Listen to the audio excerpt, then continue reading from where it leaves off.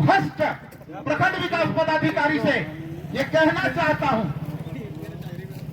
कि बीडीओ साहब आप अपने को बहुत ज्यादा होशियार और बहुत ज्यादा काबिल समझने का कोशिश नहीं कीजिए। आपने पहले अपनी क्षमता को परखना चाहिए। वर्तमान में पदाधिकारी प्रशासन बेलगाम हो चुका है। उनको लगाम लगाने के लिए दरअसल ये कार्यक्रम, जब जनता करवट लेती है तो इतिहास बदलता है, और इतिहास बदलने के लिए हमारे भारतीय जनता पार्टी इस क्षेत्र में खड़ा है। मैं पदाधिकारियों से और विशेष करके इस भ्रष्ट प्रखंड विकास पदाधिकारी से ये कहना चाहता हूं कि बीडीओ साहब आप अपने को बहुत ज्यादा होशियार और बहुत ज्यादा काबिल समझने का कोशिश नहीं कीजिए। आपने पहले अपनी क्षमता को परखना चाहिए। आपके ऑर्डर पर एक काज पियोन भी आपको सम्मान नहीं करता, और इसके बाद आप कुर्सी में आकर और भ्रष्टाचार का पहाड़ और रिकॉर्ड बनाने का काम कर रहे हैं। मित्रों, इस क्षेत्र में मैं आपको बताना चाहता हूं कि कुछ लोग सोचते हैं कि ये मनरेगा का काम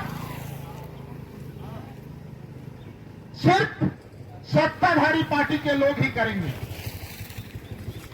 लेकिन मैं कहना चाहता हूं इस बहरा प्रशासन से कि ये आपका झारखंड मुक्ति मोर्चा का नाना का पैसा नहीं है भैया। ये पैसा भारत सरकार देती है, और भारत सरकार में आदरणीय प्रधानमंत्री यशस्वी श्री नरेंद्र दामोदर मोदी जी हैं, जो भारतीय जनता पार्टी को रिप्रेजेंट करते हैं। ये भारत सरकार का पैसा है बीडीओ साहब। कौन रिकमेंडेशन करेगा? ये रिकमेंडेशन नहीं चलने वाली है, और आप कान खोल के सुन लो, हार जीत का भी फासला बहुत ज्यादा नहीं है। 82,250 आदमी भारतीय जनता पार्टी के पक्ष में यहां पर वोट दिया है, और उसका एक इनकलाब आपका पैंट खोलवा लेगा, आप समझ लीजिए। इसलिए आज इस धरना के माध्यम से मैं आपको चेतावनी देने के लिए आया हूं कि सुधर जाइए, और नहीं सुधरिएगा तो बड़े से बड़े को इनकलाब सुधार देती है।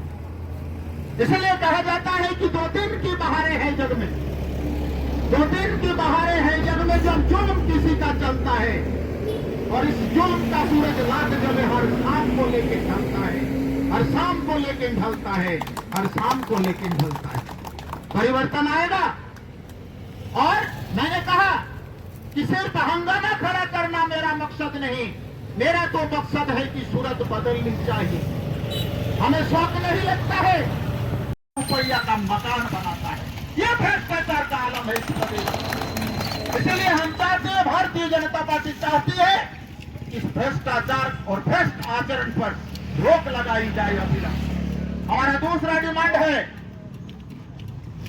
मैं कहना चाहता हूं, फिजाओं से ये बातें, हवाएं मेरी ये बातें सुने, और नाला के एक एक जनमानस में ये बातें जानी चाहिए कि नाला विधानसभा को अनुमंडल का दर्जा दिया जाए। आप जानते हैं नाला में पुलिस अनुमंडल हुआ है, लेकिन हमारा सिविल अनुमंडल नहीं हुआ है। आज मोड़ा मेड़िया का आदमी, रुद्राक्षीपुर का आदमी अगर अनुमंडल कार्यालय में कोई काम पड़ता हो तो उन्हें 70 किलोमीटर 80 किलोमीटर का रास्ता फासला पार करते हुए तब उनको जामताड़ा जाना पड़ता है।